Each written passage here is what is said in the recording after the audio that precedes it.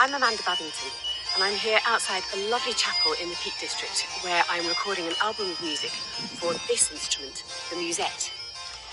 This is a French 18th century bagpipe, and like all bagpipes, it began life as a simple shepherd's instrument.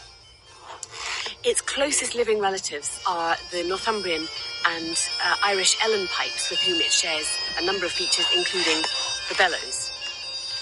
Uniquely, though, this bagpipe was used in chamber music and operas by composers such as Lully and Rameau throughout the 18th century. And its rise to prominence as a high art instrument was really largely thanks to its patronage by Louis XIV at the court of Versailles. Like its aristocratic patrons, the instrument fell out of favour at the end of the 18th century and remained unheard and unknown until its rediscovery in the 1960s. Fast forward 60 years, and there's still very little opportunity to hear this instrument, which is a shame, because in its heyday, composers were falling over themselves to write for it. And so there's a huge amount of amazing music waiting to be heard. And I say waiting because, to date, only a tiny portion of its music has been recorded. And of the recordings that do exist, most of them are operas in which it plays only a tiny part. So we're still waiting to hear the solo and chamber repertoire.